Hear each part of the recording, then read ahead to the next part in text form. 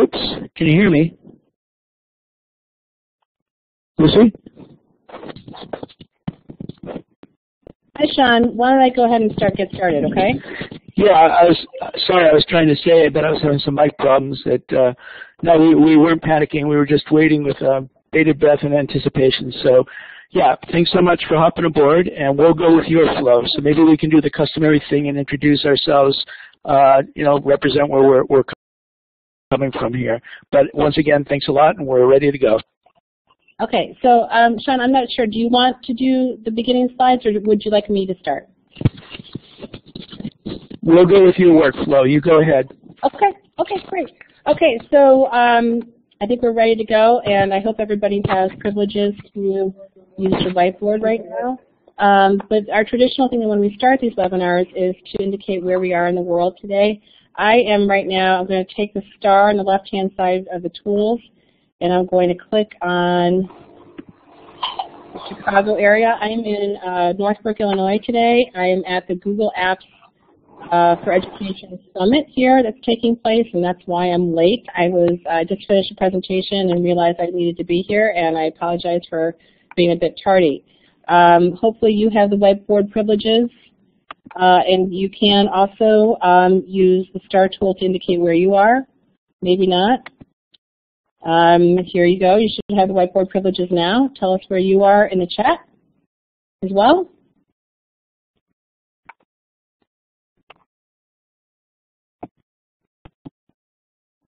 Ooh, we've got lots of people all over the place. Great. Great. Good to see everybody. There's a couple people in Canada. You can also indicate in the chat where you are too. I'm in Northbrook, Illinois, and this is where I'm from. It's just outside Chicago, and there's a team of people who've been presenting a conference called Google Apps for Education Summit, and it's been pretty exciting the past 2 days here to be working with educators who are interested in going Google. So busy conference time this time of year. Vienna, Austria. Great. Okay. So we're going to go ahead and thank our sponsors next. Hopefully, if I've got the right order of these things. And thanks to TCAL for putting this event on and Steve Hargan on, and for Wilson Consulting and the Asia Society Partnership for Global Learning and Intel Education. We appreciate your support, and thanks a lot for making this event happen. We've started the recording already. My name is Lucy Gray, and I'm an education consultant and a partner in crime with Steve Hargan. We run a conference very similar to this called the Global Education Conference, and we've been doing it for the past 3 years, and it's probably the most exciting thing that I do out of all the hats that I wear. Today I'm going to talk a little bit about my travels and work with schools and things that I've observed around education, and I think this is important. It's important for administrators to think about their schools moving forward, and hopefully this will be some good food for thought in that regard. If you'd like to contact me, my website is www.lucygray.org. You need the www in there or it won't work. I also have these slides posted in SlideShare, and they're posted in the conference description as well on the Admin 2.0 site. So you can find these slides later on. There's a lot of material in here, and I'm going to skip some of it, but all the slides will be available in my original conference description if you'd like to access these slides in PDF format. On Twitter, my username is Ella Menace, and follow me and I'll follow you, and we can keep in touch going forward.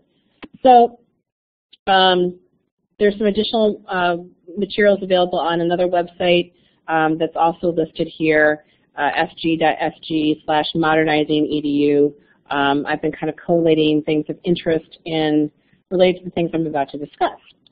So, as you may have noticed, technology is changing everything, and it's no surprise that it's changing education. And an example of this is I learned French starting in 7th grade from Monsieur and Madame Thibault, and any language teacher out there can please excuse me for my lack of a proper accent because it's been a while.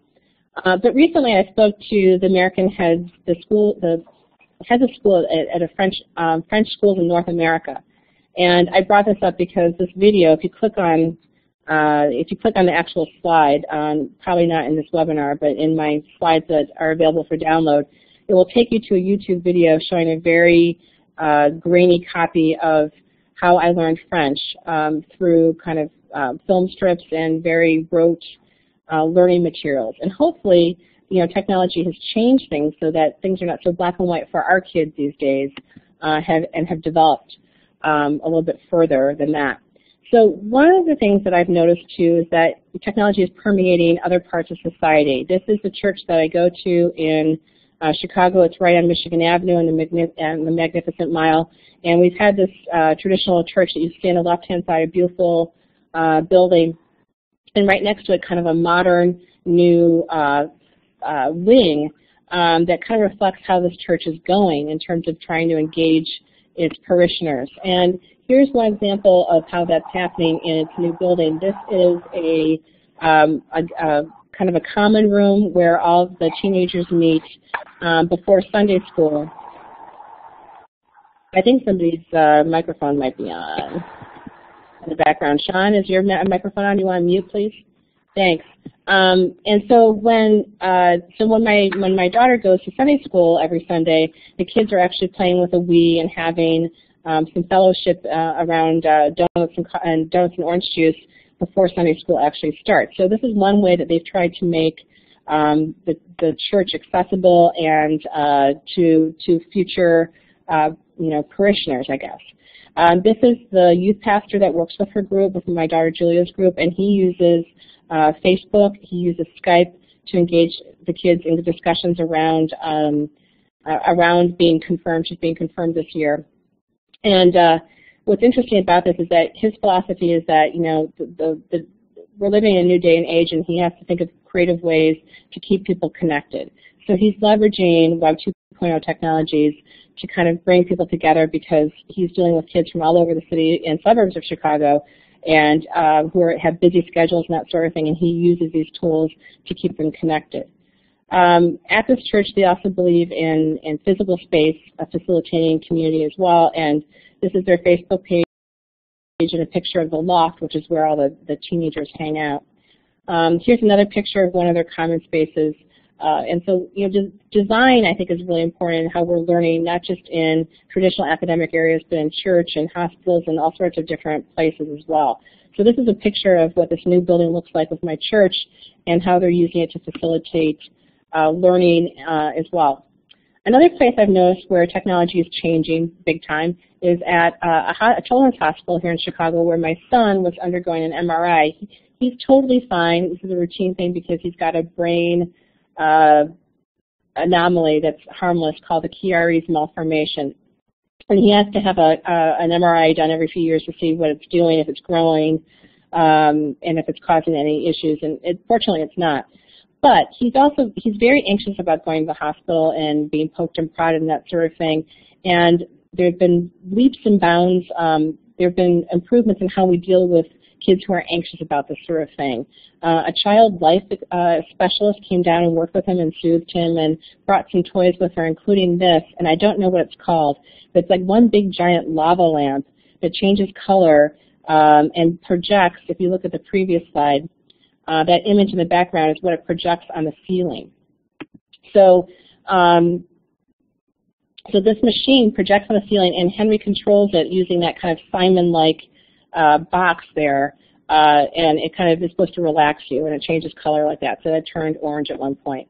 They also brought down an iPad to work with him and help him ease the transition into the MRI he had to be put under for this. And everything went really, really well, I think, because they had these kind of technological advancements that really put him at ease. The other place I've seen interesting technology changes has been in the airline industry. We know that some pilots have been using iPads for their logbooks and that sort of thing, but also in terms of customer use. And this is at the Delta terminal in LaGuardia Airport in New York. And I walked right through the terminal, and I noticed that at this restaurant they had iPads for ordering. But if you look closely, There's also outlets there for charging your devices. They're very cognizant of that, which is not the case in a lot of airports. And then if you look over on the left-hand side, you'll see some kind of black devices here. These are, I'll put a little mark here to show you where I'm talking about. This is so you can slide your credit card to pay for the food. So you can actually order from the iPad, pay for it through that device, and it's brought to your table. On these iPads, they also have apps for checking your flight, for playing games, for doing all sorts of things. You can order a magazine from the gift store, and it's brought to your table. There are other tables that are scattered around this fairly large terminal. You know, there's probably 6 different gates here, at least, and they also have these kind of standing bars where you can plug in and order stuff as well. So I thought that was really fascinating. If you've ever been to LaGuardia, you must check it out. And also another example of how technology is changing everything, not just, you know, I'm not specifically pointing to iPads in general, but iPads seem to be, you know, pointing towards this. You know, the Indianapolis Colts replaced all their playbooks with iPads as well. So we're living in this era of rapid change, and that's changing everything. The other thing that's also changing landscape for learning is connectedness. It's not just changing what's happening for our kids, but for adults as well. This is my friend Susie, who teaches at the college school in St. Louis, and I first met her. This is a great story. I first met her as part of a group called Parent Soup on America Online back in 1998. I joined a board for people who had babies in October of 1998, women who had babies, and this group really kind of supported me becoming a new mom. I'm indebted to this group for the rest of my life because it really, really helped me. But about, I don't know, there are probably about 100 women of all different kinds of walks of life who participated daily in this conversation about what to feed our babies, how to get them to sleep, you name it. And we were probably on there for at least 3 or 4 years until Parent Soup kind of faded. And now we're all friends on Facebook, and actually 5 of these women have been pretty close to me, and I've met them in real life, including Susie, who happened to walk into my office a couple years ago at University of Chicago. The first time I met her was when she walked into my office at University of Chicago while her older son was checking out U of C as a student. And we've continued to be friends, and this connectedness has made us better parents and people, I think, in general. So this is an example of how connectedness has changed everything.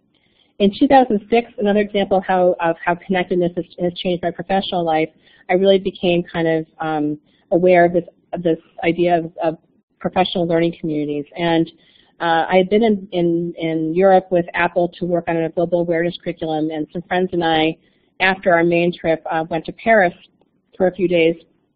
And I was sitting in my lovely hotel room uploading my pictures that you see here, uploading pictures to Flickr.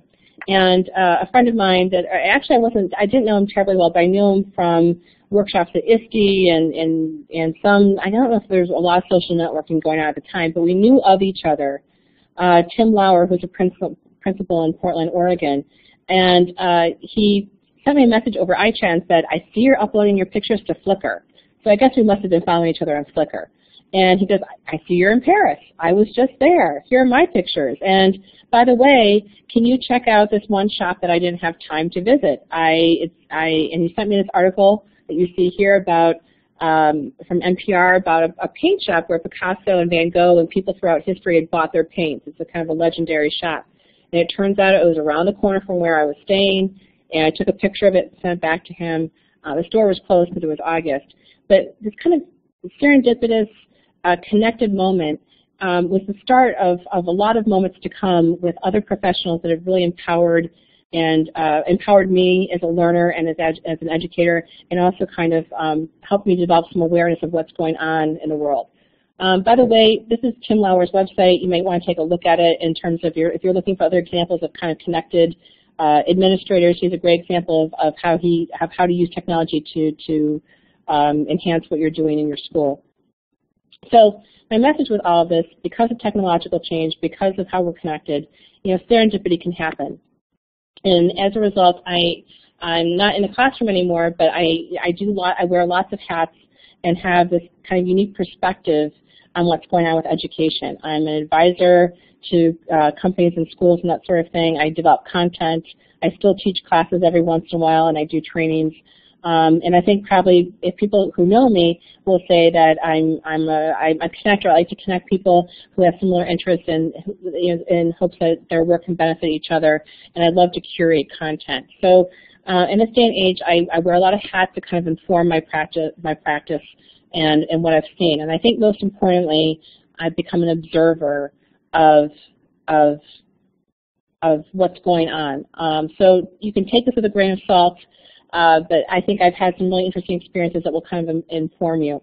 I've also been all over the place kind of doing workshops and seeing schools, and my favorite thing is to visit schools and see what they're up to and spread the word and the stories of what these places are doing. I'm not going to bore you with this, but the bottom line is that we've been siloed. I think people who are working in schools are pretty siloed. Everybody's doing the good work of what needs to happen in schools and is really focused on their buildings or their systems. But they don't necessarily get the opportunity to get out and see what's going on in other places. And so hopefully what I have to do will help you today. And finally, the people that really kind of drive me in what I do are my kids, Julie and Henry. I'm always thinking, what's the ideal school for them? What kinds of experiences do I want for them as they turn into 21st century, learners? What's going to be the world I want them to live in? So on top of all this, I've really decided that our perspectives need to expand, that we really need to get out of those silos and really kind of see what's going on in order to improve in our schools. So I have a question for you. I would love to go to India, by the way, but I'm sure that would be very exciting to go. But I have a quick question for you guys to respond to in the chat. What do you value in schools, out of curiosity? What is important to you with your own children, with your own students? What are the kinds of things that you want to see in the school? Just take a minute here really quickly to type in the chat. What are things that really, what would be your dream scenario? What are some of the aspects of school or learning that you want to see for your children? So we have choice. I need to move this up a little bit so I can see a little bit. Connections, inspiring, sustained passion, empowerment, agency. Oh, I love these words, Karen. Yes, absolutely. Opportunity to discover. Choice. What else do we have here? Student-directed opportunities, interdisciplinary, open-ended exploration, maker. You guys speak my language. Openness. So there's so much here. No more worksheets, please. Yes. And is anybody saying, I want more standardized testing? No, I don't think so. We should make a poster. Absolutely, we should. And and what I've done in other workshops, I've used a poll everywhere to have everybody put the words into one space, and then I can take those words and put it into a Wordle or something like that. So I'll try and do that with some of the stuff that we see here. Greater reflection. Yep, quality over quantity. I want to see depth over breadth, for sure. Curiosity. Yeah, a list for walkthroughs. I think so too. I don't see anybody asking for more high-stakes testing, standardized curriculum, more seat time. I mean, come on. And we all kind of pass. I was talking about this today with Jerome Berg, the creator of Google Earth Lit Trips, if you've ever seen that website. And we all kind of pass the buck. And I was talking about this with Mark Ladner, too, who's running the summit. We all pass the buck and say, well, that group really wants it. Like administrators will say, well, the parents want this, so I can't change. This is what the parents are calling for. The parents won't let me change. Or it'll be like the state law says we need to do this or whatever. We're always passing the buck about who's responsible for the kind of culture that we have around this stuff, and it's fascinating to me. Here's an example of one that I've recently encountered, and I think that some of you will laugh. In my son's school district, they are. I looked at the summer school offerings, and one of the offerings is cursive. I am not kidding. Cursive writing. It's just called cursive. It's not like typography, as my friend Charlene Chaucis thought might be a good spin on that. It's cursive. They're actually teaching this in summer school, and I'm just like. And I said, really? To the principal, like, oh, really? This is what people want? This is really what you want to teach? And he said that the superintendent gets long letters from parents, decrying the lack of cursive teaching in our schools. And so they're putting it as a summer offering as a way to appease those parents. I say you need to get ahead of your message if you're a school administrator and say, this is why we're moving forward, this is why we're teaching the way that we're doing, and this is why you need to be behind us. And I think when you have that kind of transparency, parents really appreciate it.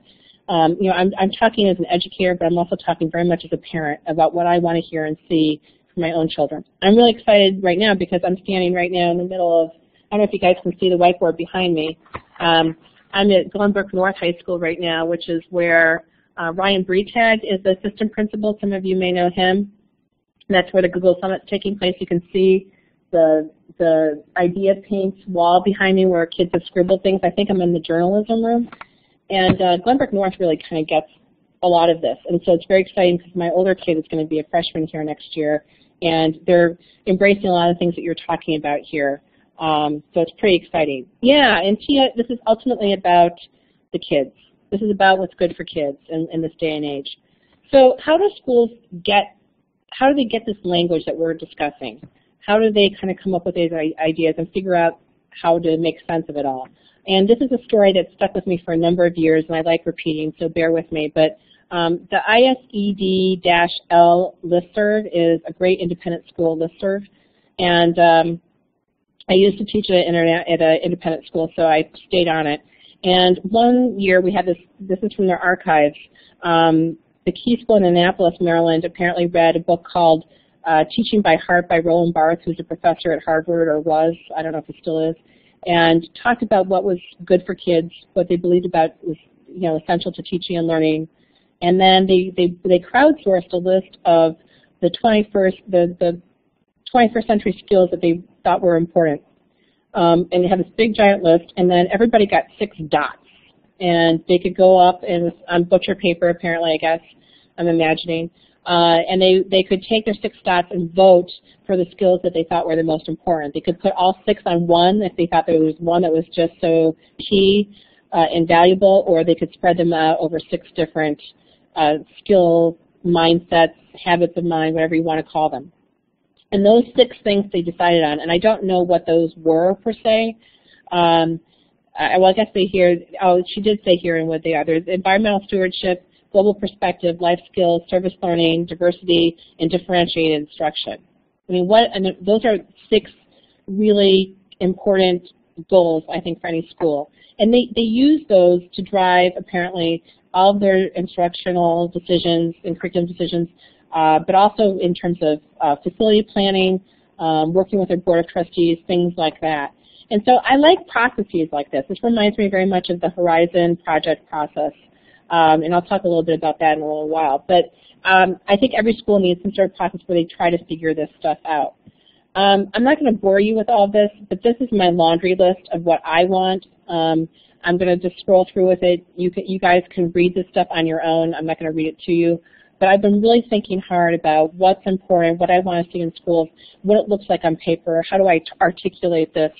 And I'm still working through this. But basically, visionary leadership, I want to see empowered faculty who are trusted and who thrive with autonomy. I want to see engaged students.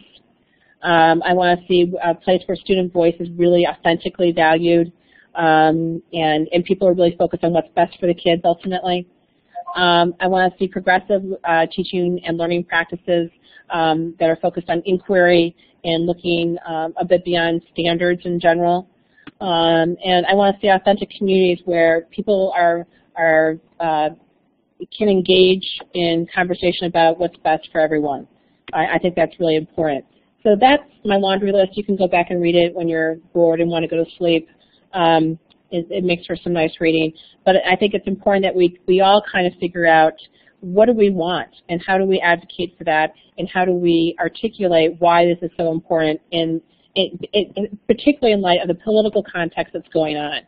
So right now we're in this, I would call it another nation at risk moment in the U.S. here. For the people who are not in the U.S., the Nation at Risk was this report that came out in the early 1980s that said, we're falling behind here, tragedy, woe is me. And this was like the driving document in a lot of my undergraduate work. We're always referring to that in the 1980s as being like, our Sputnik moment of the, and that was kind of our thing in the 1980s. And so I think a lot of questions are coming up. How do we really improve teaching and learning? What does that look like? How do we assess? I think that's a really slippery slope. And what is innovation in education entirely? And my views on this really differ from what's going on in the ed reform movement. We have people like in Chicago where we just closed 50 schools. Rahm Emanuel's been leading the charge to kind of clean things up. And also, it's also ruffled feathers. And then we have Arne Duncan at the federal level who is pushing a different kind of agenda that I don't necessarily agree with. And then we have Diane Ravitch, who's really done a 180 in her thinking, who's saying, wait a second here, we need to, we need to go back to what's important here. And she's been really advocating for teachers and students the last couple of years. So we're really in a tricky moment here where I've never seen people so divided on education, to be honest. So here are a couple of things that are not exemplars, but are indicative of this political context that we're in. This is a piece that I found, I believe this is from the answer sheet in the Washington Post, where a college professor is warning, a high school teacher is warning college professors that kids are not going to be coming through as prepared as they would like because of this climate that we're in right now. I thought that was a very articulate piece. And then this one really jumped out at me in the Huffington Post, why so many schools remain penitentiaries of boredom. And this is from an independent school educator in Los Angeles. And then another one that really spoke out to me, I think I found this in Facebook because I follow a group in Colorado, where a former principal said, I have never seen so much pressure on adults and kids. And I don't know if this is a good thing. Is this really a good thing? So independent schools where I've done a lot of work, they're not immune from what's going on in the federal level here in the U.S. too. There's been some controversy with kind of an ed reform type who's been appointed to the presidency of NIS. So they're not immune from all the things that we're experiencing too. There's a lot of turmoil going on about what's the right path to take. So from an educational policy standpoint, these are the things that we have to kind of operate in terms of today's education. Common Core, these new assessments that are coming down the pike in the U.S. By, was it 2015, the PARC and the Smarter Balance assessments. There's a call for personalized learning. In the U.S., digital textbooks are going to be more and more important. The publishing industry is kind of in disarray around what that's going to look like. And there's definitely more of a push towards accountability, whatever that means. One of the things I think it's important to notice is that this came from the U.S., the National Educational Technology Plan here in the U.S., the idea of a highly connected teacher, and that connected to data, connected to resources, connected to each other. And that manifested in Connected Educator Month last August. Hopefully they'll be doing it again. And that's really important too in the kind of the political context of where we're going. In terms of technology, I like to think of students and adults as being content consumers, creators, evaluators, being connected and networked. Back to that idea of the highly connected teacher, the highly connected student too. Social media is part of our new world in terms of modernizing education. These are some of the things that I use to keep connected and to know a lot of the people who are in this room. I've met in person and certainly have met virtually. And so technology is driving a lot of the change that's going on right now and should be part of what we're thinking about in terms of modernizing our schools. EdSurge is one resource that I highly recommend. One of the co-founders of this is Betsy Corcoran, who's a friend of mine. It's a newsletter that talks about education and innovation. It comes out twice a week, once for the entrepreneur type and another one that's really specifically geared towards teachers. They have great reviews and news articles related to products on their website in a kind of a non-biased, very digestible format. So I would highly recommend looking at this to see what's going on. I think this is a great place to kind of take the pulse of this ed tech bubble that's emerging in the U.S. It's driving a lot of educational decisions. Another piece of data that I like to point to in terms of people who are still thinking that technology is not part of this modernizing education movement is the K-12 Horizon report, which the initial findings for 2013 were just released, I think, in the last couple of weeks at the COSIN conference, and there'll be more about that at ISTE. But if you're looking for a document to point your administration to or your colleagues to in terms of like what we should be doing, this report annually documents things that we should be incorporating within a year, things that we should be incorporating within 2 to 3 years, and things that are 4 years on out. And so this is something, if you're looking for like proof in the pudding, I highly recommend this report that comes through with plenty of examples and that sort of thing. Last year, they also documented some mega trends that, sometimes global themes to all this too that you may be interested in as well. I don't want to go into them right now or else I'll never get through the slide deck, but that's some more data.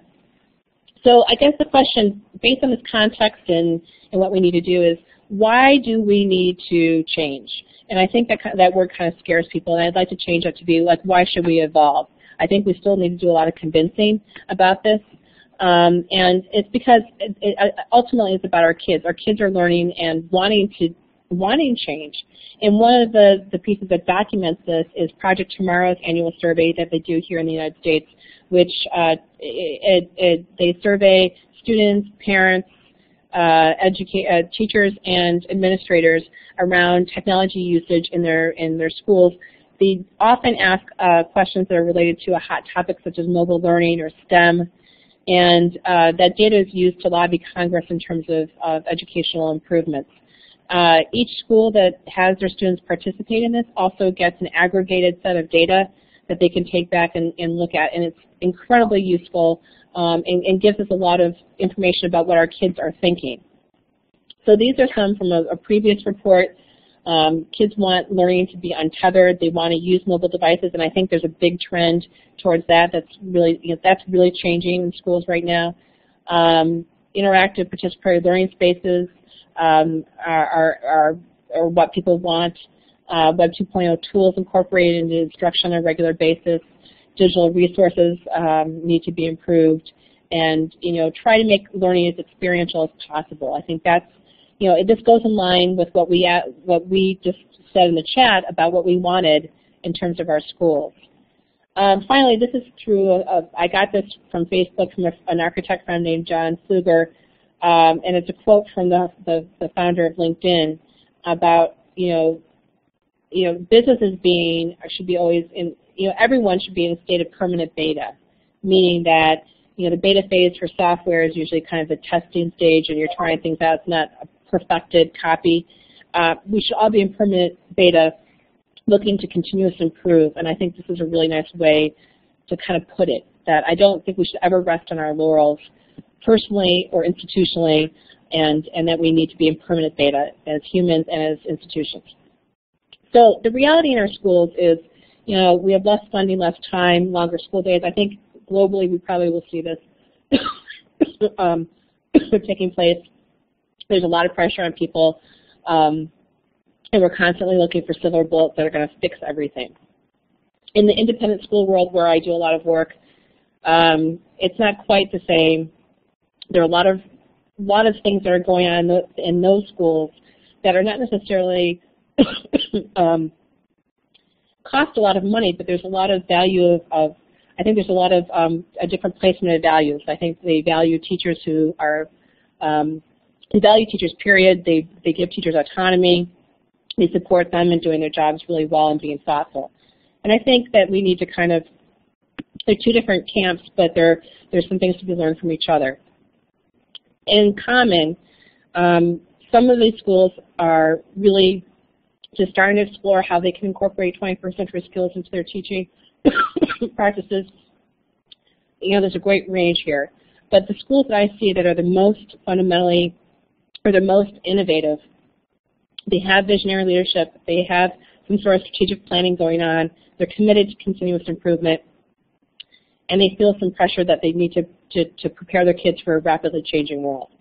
So those are some of the things I see in both public and private schools that are doing the most exciting things. And here are some examples. One of the words that you're going to hear a lot, I think, is the word digital transformation. And this has happened in Mooresville, North Carolina. This is Mark Edwards, and there's a video that goes with us. If you click on the link when you download the slides, you can listen to the video.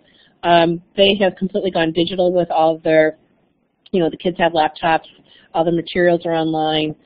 They've really tried to rethink their teaching and learning. And Mark Edwards is their superintendent, and he just became the superintendent of the year in the United States. And and they also have a summer institute where you can go and kind of learn more about what they're doing down there. What's interesting to me about this school district is that they've been committed to it. Everybody, the community has bought into this. And I think that's really important. So if you're looking for an example of a school that's really plunged into this, you might want to look there. Innovation is a word that we see bandied about. And when I think innovation, I think the School at Columbia, which is an independent school in New York City. Half the kids come from faculty members at Columbia University, half the kids come from the neighborhood. Lots of resources allocated to supporting kids, including laptops and that sort of thing. It's a pretty amazing space, and it's known as the.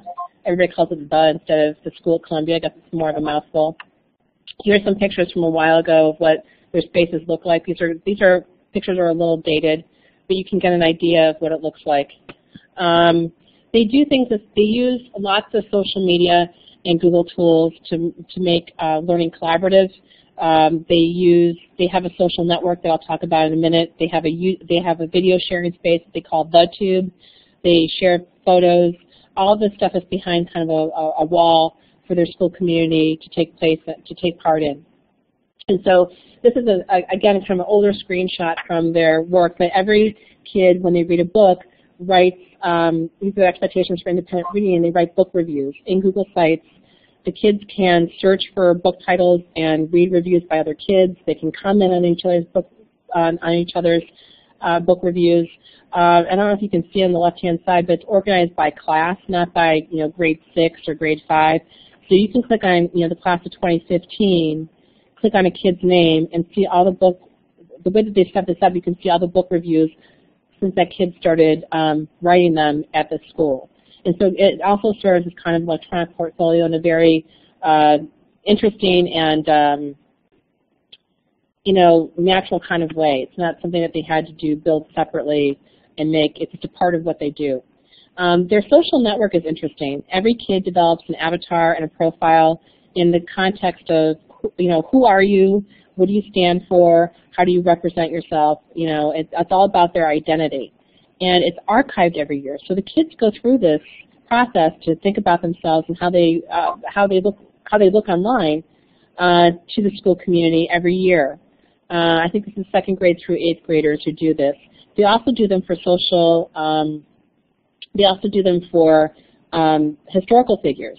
So here's one that they did for Pythagoras. If you click on one of the keywords under interests, if you click on geometry, you'd be able to see all the other kids who are interested in geometry as well. So the kids start seeing connections from real life people to historical figures, and they're practicing digital citizenship in a very real way. So I've always loved what they do. A more recent and new project that's really kind of blue sky, as their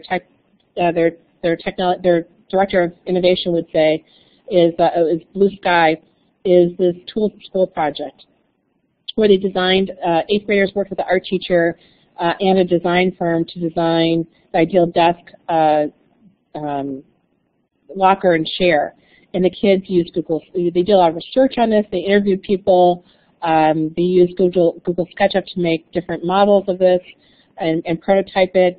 And then a team of the kids actually went to North Carolina to see the furniture being built in a furniture factory, which, not everybody has access to doing that kind of thing. But they really took it from the abstract to the concrete in the process, and they won all sorts of awards. They were highlighted in Fast Company magazine and all sorts of neat things. They have a conference at the School of Columbia. So if you're interested in the way that they teach there, which is very constructivist oriented, you can take a look at that and see if it's if it's something that you'd like to do. But they have a conference coming up in the summer. This is their director of innovation, Don Buckley. He participated in a design of modern learning environments Google Hangout that I did a couple weeks ago. And I love the title. I think every school should have a director of innovation. He's not just a tech director. He does more than just the boxes and wires. He's kind of directing what happens in terms of exploring new things in school. So he has a 3D printer in his office. Another thing that he's done is that every administrator takes on the responsibility of professional development for the staff for a year. And so his year, which I think was last year, was the Year of Innovation. He declared it the Year of Innovation. Everybody had some reading material that they could choose from, whether it was interesting books by thought leaders or magazines such as Dwell or Fast Company, but looking at kind of innovative things in design and how that impacted learning. They also had in New York City, they do like pop-up restaurants and pop-up shops and whatever. They did some sort of pop-up activity inside the school about what 21st century teaching and learning looked like. So anyway, I think Don's office is very interesting to look at. You can see all the creative things that are going on there. You can see the chair drawings and lots of thinking going on with Post-it notes, and it's always an interesting place. Here's his library, so you can see what he's reading. It's not necessarily education stuff, but it's stuff about design, innovation, you know, things that could be applied to education to kick things up a notch. Inquiry, I think that we need to start teaching inquiry more, and so I see lots of examples of innovative schools where inquiry drives what they do. One of them is Science Leadership Academy, which I believe just announced, in Philadelphia just announced a partnership, like a summer institute around this with Drexel University, so that might be another summer opportunity for teachers. This is their vision, and I think having your mission and your vision clearly articulated and not just some kind of cutesy, sentence. I think you need to kind of really spend some time on who you are, what you believe in, and how you articulate it to your community. And FLA has certainly done a really nice job of that. They have a conference as well that the students run. It's a fundraiser for their laptop program. It's capped at about 500 people. People who've been to this really love it. It takes place in between the Super Bowl and the playoffs in January, which is not the most ideal time to visit Philadelphia, I don't think, but it's a great conference, and I think if you're interested in kind of learning about, connecting with other progressive educators, that's the place to go. Another place where I see inquiry driving incredible instructional practices is the Burley School in Chicago Public School System. They're doing a lot of stuff with iPads, but they've been rooted in great literacy instruction for years, and so the iPads have enhanced what they do rather than detract, and they've really kind of been thoughtful about how to make the most out of technology. Teacher leadership is another thing that I see, and again, these are Chicago public school teachers who have really kind of taken things under their own wing and done teacher-led PD. And this is called Playdate 2013, where teachers got together at National Teacher Academy in Chicago, and teachers from NTA and from Burley and from a couple other schools kind of led this day of exploration and self-directed learning for educators, and I think this is the way of the future. Let's empower people instead of doing PD to them if we want them to become empowered learners.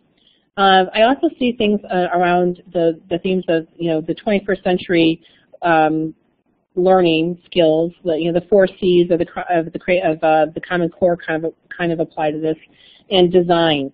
A couple of these things have been the maker movement. If you've never been to Maker Fair or heard about it, it's a great kind of county fair of STEM-oriented projects and learning for adults and kids, based out of a do-it-yourself magazine called Make Magazine.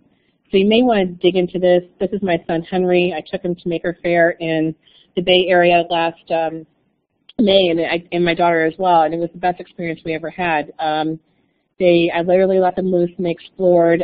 They saw robotics things. They played with Legos. They operated remote-controlled boats in kind of a lake. They saw fire-breathing dragon sculptures. They saw the Eepy Bird guys, if you know who they are. They got to hear from one of the Mythbusters.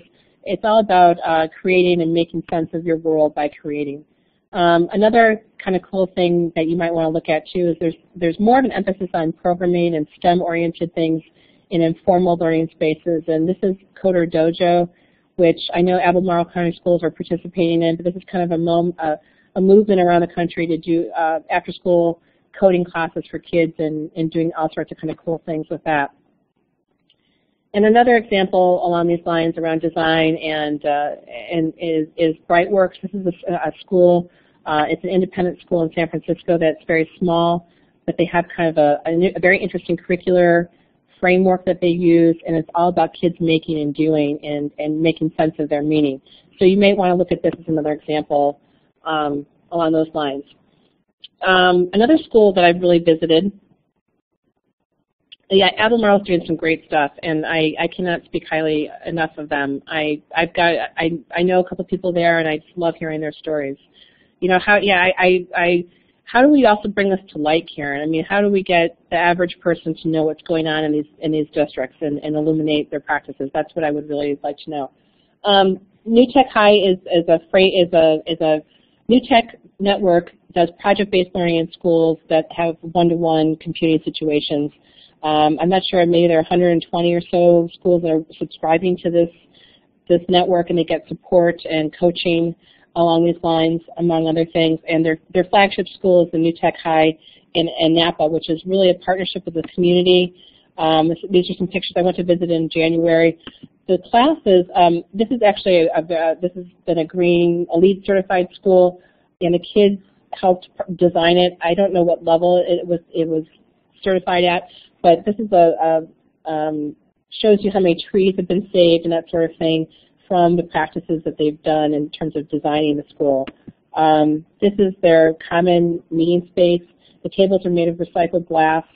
The kind of sound proofing mechanisms that you see in the left-hand corner, those kind of brown circles that are encased in plastic, those are actually grapevines. You know, Napa Valley is where a lot of grapevine comes from, so they took local materials and put this in here. And you know, it's not just an aesthetics thing. I think it actually serves as a purpose if you're a speaker in front of everybody in that side of the room. So this is what their learning space looks like. Their classrooms are built off of this, and they're huge. They're actually really big because they take large groups. There are 2 teachers and maybe 40 kids in a classroom, and all the furniture can move, and the kids can kind of make their own learning space within this larger room. Their classes are interdisciplinary. Here's another learning space here. I think this is a world language room, but I could be wrong. They also had, but I'm going to go back here for a second. They also, an example of their interdisciplinary approach was like they teach biology and PE together, for instance. So really, really interesting school, an interesting model you might want to take a look at. So leadership is also really important in modernizing education. Here's some examples of that. I've been working with Mercy High School in Michigan. They're going from PC tablets to iPads, and their leadership team is totally committed and interested in making change happen and making people accountable, but also being cognizant of their faculty's needs and changing PD to meet those needs. So over the past year, I've gone in for 5 times to work with them, and each time we kind of change things up a little bit based on the feedback that we've gotten. So having kind of not a cookie cutter approach to how you handle your faculty and how you coax them and encourage them, but to pay attention to what they're saying and what they need. I think it's really, really, really important. So I've asked them to kind of document their practices, so they have a blog where they're talking about some of the challenges and the successes that they've had, and that benefits everyone. I also got the opportunity to work with their kids. They're empowering their kids to be part of this. This is their iWizard team that I met with twice to develop, to be kind of advocates for technology and iPad, transformation in their school. So this is an example of a very, very well-organized, committed, visionary leadership team that I think is important to making all this stuff happen. We only have a few minutes left, so I'm going to skip through a lot of this because I've talked a lot. These are some other themes that I think are worthy of pursuing and that school leaders need to start digging into. Obviously, you can't do it all in one day and in one webinar like this, but these are some of the things that you might want to think about. And if you download my slides, each of these buzzwords will take you to a resource that will kind of explain things. So please take a look at this going forward and see what you need to do. I'm going to actually stop here because I think that I have too much, and I'd like to take some questions and have some conversation here. The 3 things that I was going to talk about here were 21st century skills, learning environments, and global collaboration. I think you guys got a taste of that in what I've talked about so far. So I'm going to kind of stop here and take some questions, and then you guys can look through my slides a little bit further and see what kind of interests you. I want you to kind of dig in and explore and click in. Everything should be clickable. If you download the PDF or the Keynote slides, you should be able to kind of visit some of these sites and explore them. The point of this presentation is to kind of give you some examples and some ideas of schools that are brave enough to move forward and to think about how they're best preparing their students and their communities for this really rapidly changing world. And I think it's really important to document and to celebrate the stories of some of these places. And I'm really lucky to be in a position of to see this kind of stuff. And I know I'm not the only one out there. And if we all kind of give attention to the positive things that are going on in this kind of stressful education reform environment, then maybe more change will happen. Anyway, questions. I haven't been able to monitor the chat very well, so if you have any questions, do you want to kick them out right now, and we'll try and address them a little bit? It looks like the chat's been pretty lively. And if not, I can go through some more slides a little bit and skip ahead to things. District-wide examples of innovations.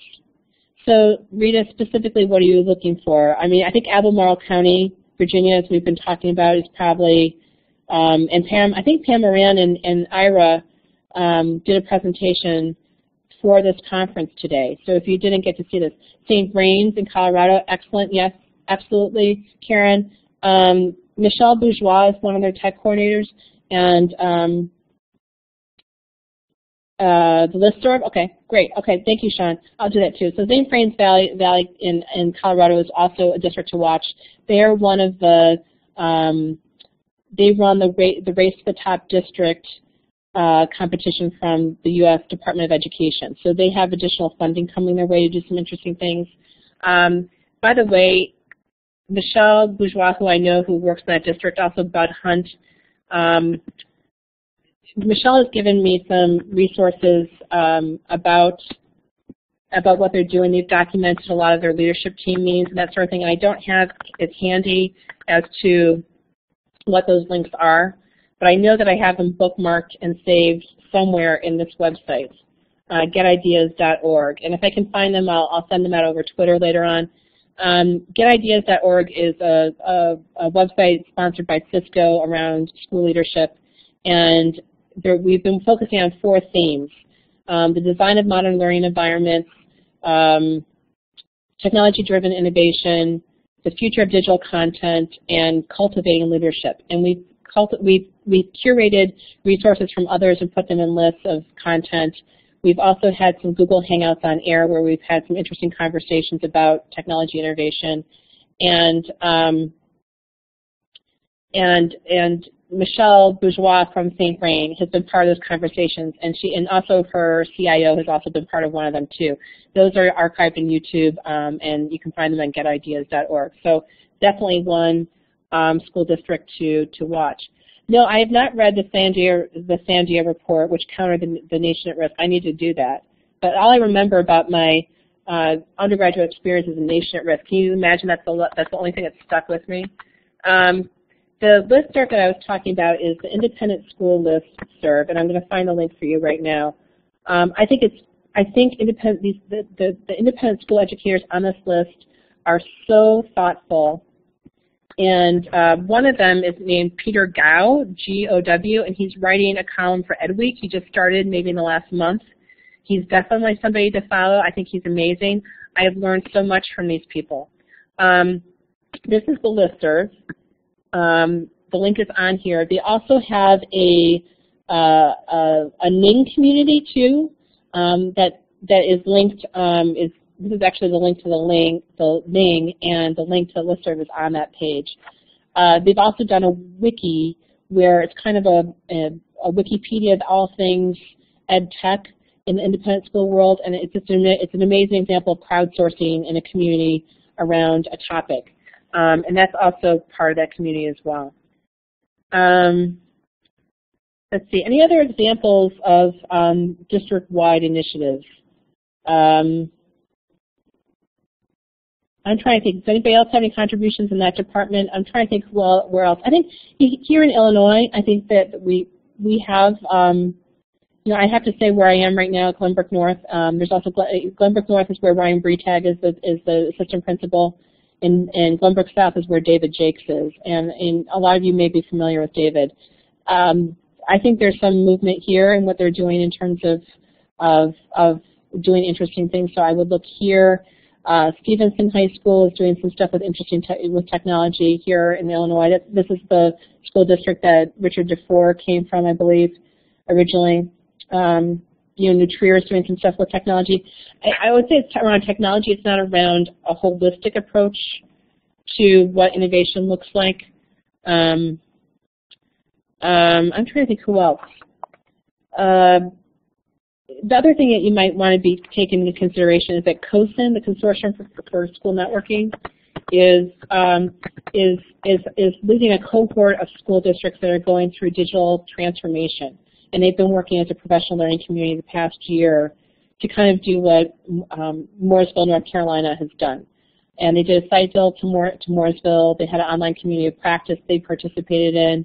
And I think some sort of report will be forthcoming about the work in these districts. There were about 20 that were selected from a selection process to kind of work together to help each other figure out where they were going in this realm. I'm going to skip ahead since I don't see a lot of activity here, and I know that people have to get going here. My slides are kind of out of order. I'm going the wrong direction here. This is about global stuff here. You guys can look at these slides. So why is this important to do all this stuff now? In conclusion, I think we have urgent problems that our planet is facing, and that we need to teach our kids to learn in a new way and to hit the ground running when they get out of school or outside of school. And they need to be able to problem solve and communicate across borders. The problems that we're going to be doing that we have to address are not going to be solved by one country. They're going to be solved across borders, and we need to prepare our kids to operate in this world and not have the kind of experiences that we have as adults now, the people in this chat. We know the power of connectedness, but I think we're still in the minority. How do we make this kind of stuff happen for our kids? That's what's so important. Here are some kind of future places to go to explore.